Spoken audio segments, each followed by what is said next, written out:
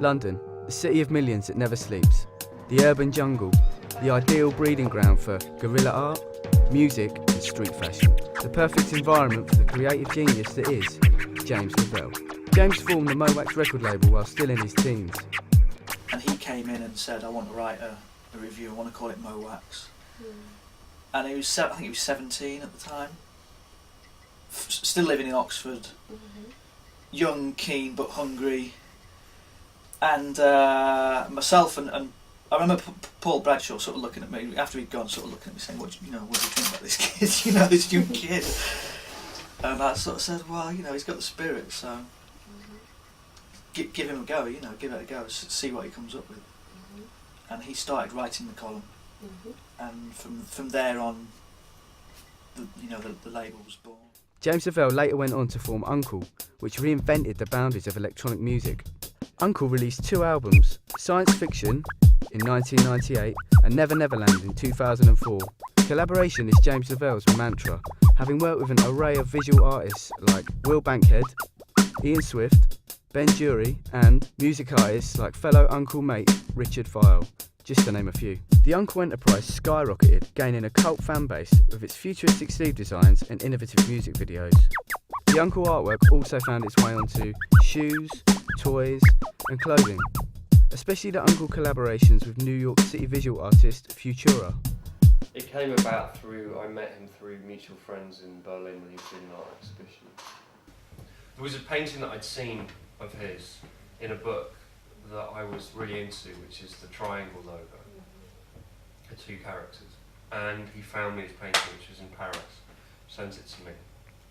And I asked him, I said, look, I really want that to be the logo of the band. What is it about these designs that make them so desirable? Is James Lavelle a pure genius? Or are we just being taken for a cheap, gimmicky ride through the UNKLE universe? Is the music more important? Or is it the brand?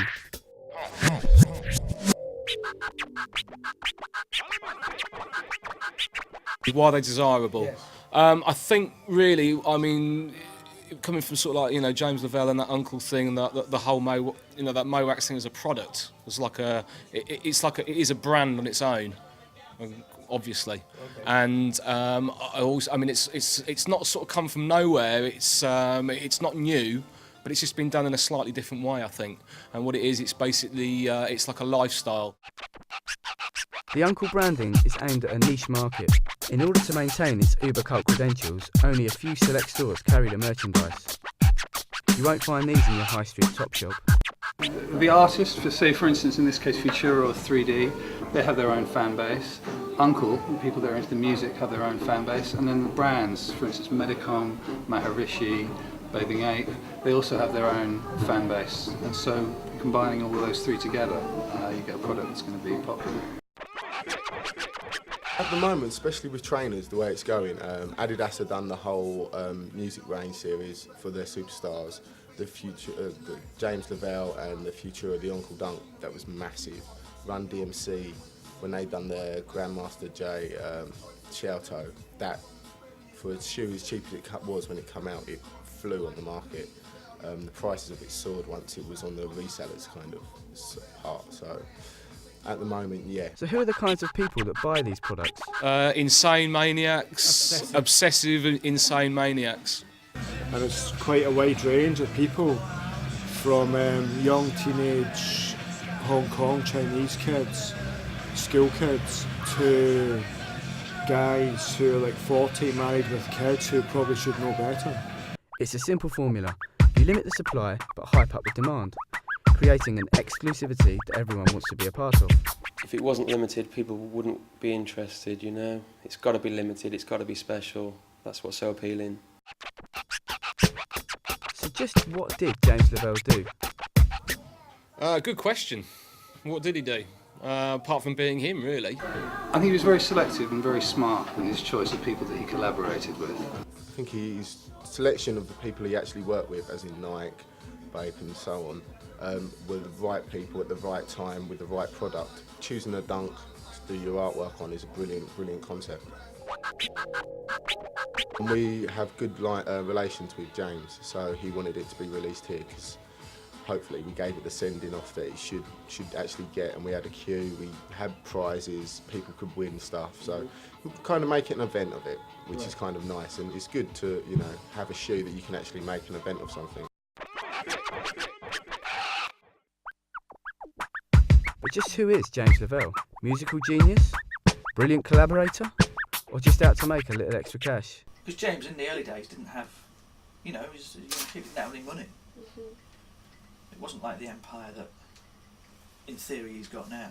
I mean, at the time I really wanted to work at a record company, but I couldn't get a job, you know. So, because I was writing for Straight No Chaser magazine, there was a lot of sort of demos, unusual records that I was being sent that sort of weren't being released and stuff. So it sort of, it was, you know, I just had this idea that it would be great to maybe just set up a label, you know, and be able to release these these records. And I think mainly it was to have something where you, as a DJ, it was kind of the thing if you could have your own record company, and when you're DJing, a lot of the time it's sort of about having exclusive tracks and new music that other people don't have. I mean, everyone connected with James knew that he was a very ambitious kid. So, and to give James credit, he was one of the very few people that I still have come across that understood the power of the look and the graphics and the style. With the sound and look sorted, the next step was to create his identity. Do you know the man from UNKLE? The 60s Yes, he was, American television series. That, It came directly from that because in Hoxton I had a lot of toys, a lot of dinky toys and corgi toys on one of my shelves, and James saw the Man from UNKLE car and sort of said, "Oh, I remember this," and the logo, which was like a globe with a man and UNKLE underneath it, and he said, "Yeah, we should. I want to do something called UNKLE, Man from UNKLE." So just what is the UNKLE treatment?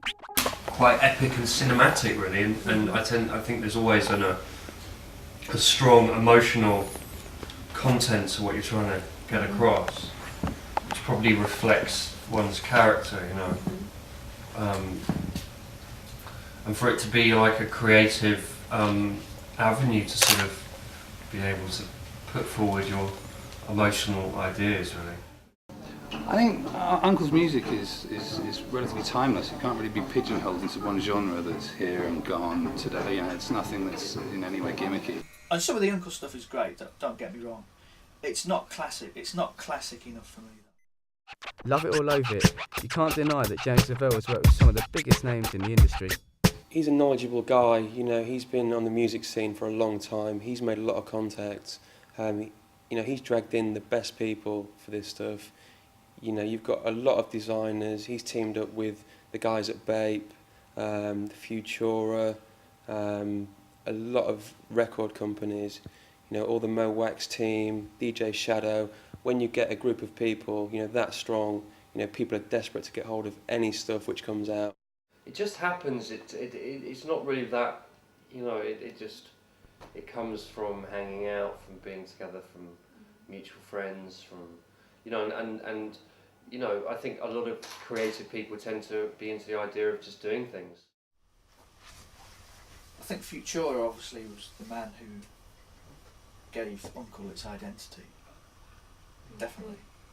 I mean, Ben did the design, but it's really Futura that gave it the look. You know, everyone knows those kind of scribbly, kind of dome-headed men, aliens, whatever you want to call them. Everyone sees those now and goes, "Oh yeah, UNKLE." So just what is UNKLE really about? Is it the music? Or is it the brand? I quite like the branding. I dig the music. I like the short films that they've done. I appreciate much of the clothing, especially their tie-ups with Bape and things that Futura does with them. I dig all that kind of stuff. It all boils down to the music. Without UNKLE's music, none of the products would have come into existence in the way that they have. And the root of all these products is the music. I actually like the artwork and the music. But I think, you know, if the artwork and the music are up there high, the brand will follow. I mean, I think with UNKLE, the look and the style is more important than the music, isn't it? Surely.